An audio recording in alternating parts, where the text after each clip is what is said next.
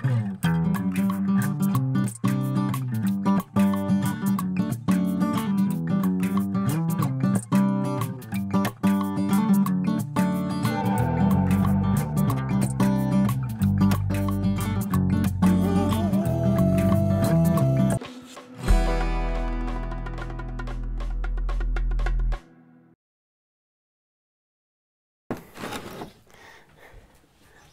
bonjour, vous tombez bien. Je suis en train de faire mes petites fouilles pour voir quel coffret va être la victime de mon futur coffret de curiosité. Voilà. Bah, celui-là, il me plaît pas mal, hein. Il est bien, il est épais, je peux couper dedans, je peux fixer dedans, il est costaud. On va pouvoir s'amuser un petit peu avec celui-là. Bon, ben... il n'y a plus qu'à trouver les petits éléments qu'on va mettre dedans. Et puis, on va rassembler le tout. Et au boulot. Bon, parti. Alors, qu'est-ce que je vais mettre dedans? C'est pas un gros coffre. Donc, on va aller... Ah, celle-là, elle est bien. On va prendre la petite boîte à bijoux qui est là. On lui changera ses petites poignées si ça ne va pas. Voilà, ça ira très bien dedans. Et puis, alors, il nous faut des petits casiers. C'est là. On va aller voir ça. Des petits casiers qu'on va devoir découper à la bonne taille. Oh bah... Bon, les petites maisons, il ne faut pas les jeter, hein. J'en ai besoin. Hop, on va prendre des petits casiers qu'on va découper. Et puis, on va prendre des petites boîtes pour les portes. Comme celle-là, c'est très bien. Et voilà, je pense qu'on va déjà pouvoir s'amuser un petit peu. Et puis, on ira chercher des petits cadres dans la pièce à côté. Voilà les petites courses. Alors, les petits cadres, les petits objets ici. Bon, on va aller vers du petit, hein. Alors, nous avons des petits cadres ici assez sympas. Des petites choses comme ça, ouais, ça peut être sympa. Des petits instruments comme ça peut être sympa aussi à intégrer. Et puis, qu'est-ce que je peux prendre? Bon, ça sera pour plus tard, quand on fera du steampunk, hein. Ben voilà, je pense qu'avec ça, j'ai déjà de quoi faire. Ah ben voilà, hop, nous sommes à l'atelier et on va pouvoir préparer le traçage. Et puis, on va commencer à disquer, couper, poncer, faire le gros œuvre pour que tout ça s'ouvre, mettre des charnières et peindre. Ici, vous en avez un qui est déjà en cours. On peut voir, il est aux 3/4 fini. J'ai eu de la chance parce que c'était une petite boîte de couture au départ. Donc, il y avait déjà les petites portes. Donc ça, c'était d'autant plus facile. Voilà. Et il y avait déjà des tiroirs. Donc, je n'ai eu qu'à remettre un petit peu tout en place. Et puis, trouver des petits objets. Voilà. Ici, on va trouver des petites pièces à mettre à l'intérieur. Voilà. Le plus difficile, c'est la quincaillerie. Parce qu'on ne peut pas mettre de la quincaillerie moderne sur un objet ancien. Et puis voilà, vous voyez, on va tout doucement aménager, faire ressortir des choses, enlever les caches des poignets, etc., etc. Donc voilà, encore un tout petit peu de boulot dessus avant qu'on ait quelque chose de sympa. Le couvercle doit tenir un tout petit peu plus verticalement. Voilà, donc ça c'est le projet qui est en cours pour le moment. Voilà, métamorphose, je me suis changée parce qu'on va faire un peu de poussière. Donc, le coffret ici. On va déjà faire des petits marquages. Bon, j'ai déjà pris un petit peu d'avance. Pour faire un coffre, pour travailler, pour faire un coffre de cabinet de curiosité, il faut quelques qualités au coffre, hein. Déjà, il faut qu'il soit assez épais.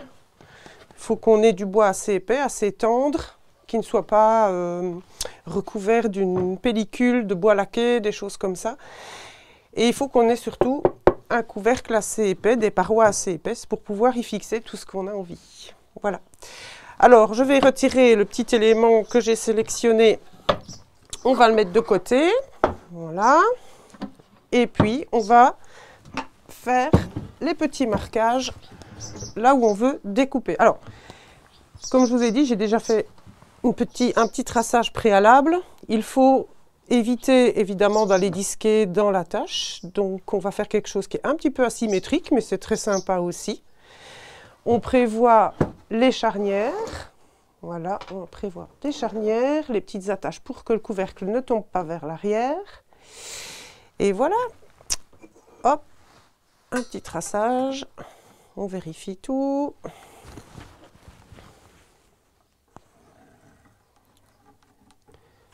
Voilà. On fait ça convenablement. Ici, ça a l'air pas mal aussi. Voilà. On vérifie que tout est bien d'équerre. C'est bon. Et ici aussi. C'est parti.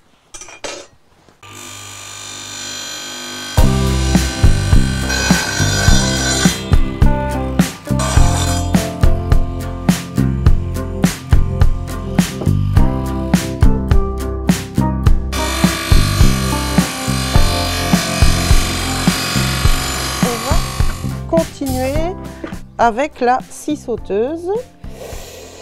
Ça va être beaucoup plus facile.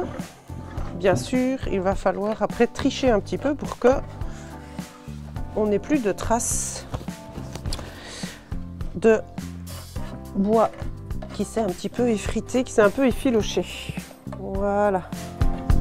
Allez, c'est parti, on change d'outil.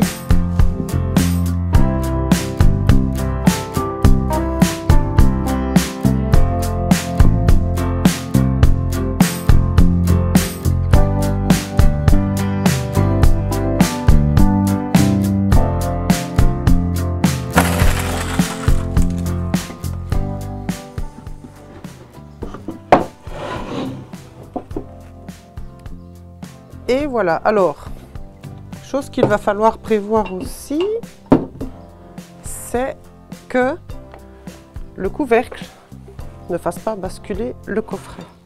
Donc c'est pour ça qu'on va le maintenir de façon presque verticale. Donc on mettra une petite attache plus tard. Hop, on va couper celui-là maintenant.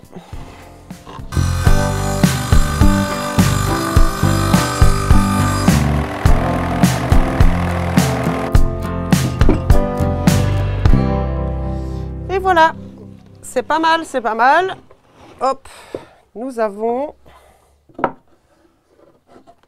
les petits volets qui sont faits.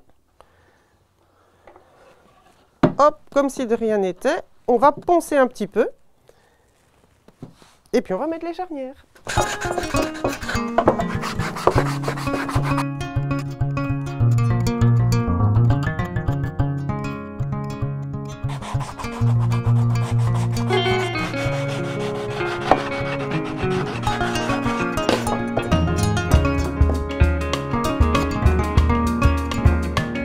Allez, on va mettre les charnières maintenant.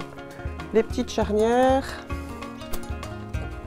Enfin, pas si petites que ça parce que ça va quand même soulever quelque chose d'assez lourd.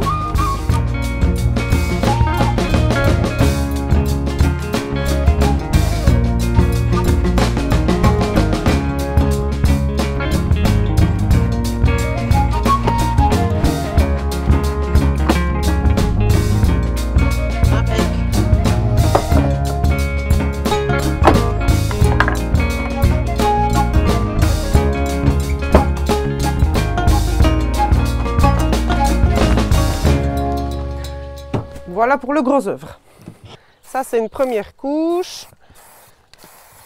Parce que si on en met trop d'un plein coup, ça fait des coulures. Et il ne faut pas que ce soit uniforme. On va le faire en 2 fois. Alors, j'ai arrêté de faire tout au pinceau. C'est beaucoup plus net à la bombe, beaucoup plus rapide et meilleur marché. Une petite bombe de peinture et c'est réglé. Et c'est uniforme. J'ai jamais 2 fois les mêmes bois pour les éléments à l'intérieur. Donc, je cherche désespérément des bombes de peinture couleur bois. Bon, ben, Là, je crois que c'est pas mal. Hop. On va pouvoir aller l'habiller un petit peu. De toute façon, on remettra des couches de finition quand il y aura tout l'aménagement intérieur.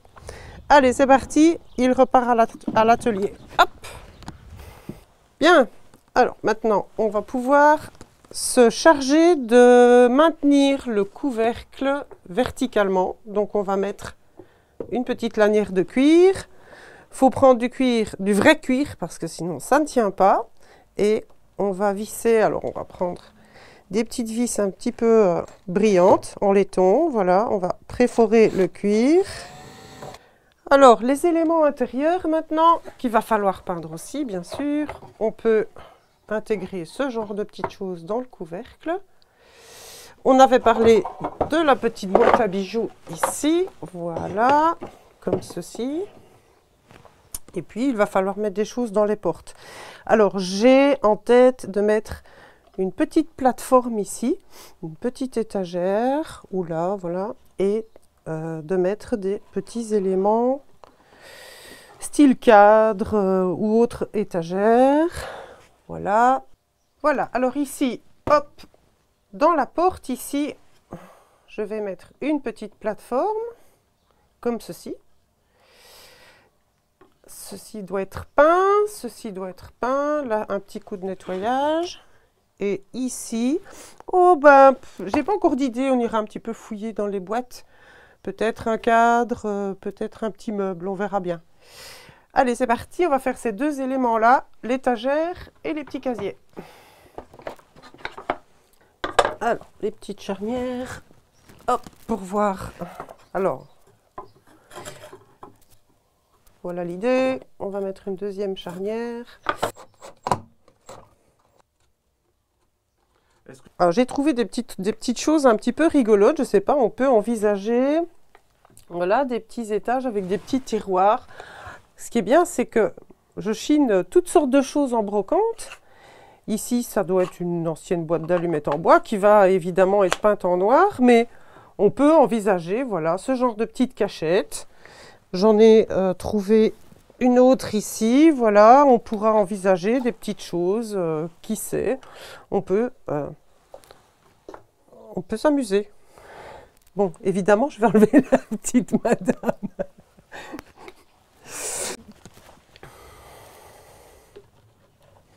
Et pourquoi pas ceci?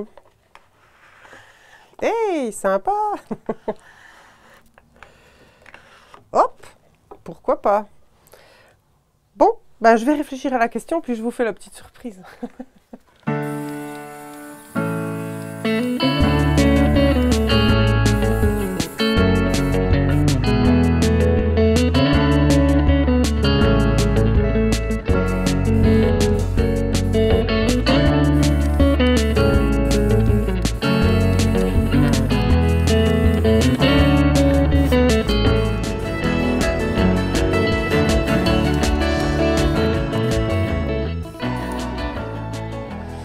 Là, on va mettre la petite attache de la petite boîte. C'est plus beau du côté papillon, n'est-ce pas? Voilà. Donc l'idée est d'aller fixer cette petite boîte ici, quelque part, par ici. Et de fixer cette petite boîte ici. Voilà, pour avoir des petites cachettes. Voilà, on vient de l'amener là où tout est fini. Et je vous invite, après, la fois prochaine, à le meubler et à y mettre plein de petits trésors qu'on choisira ensemble. Voilà, à la prochaine fois.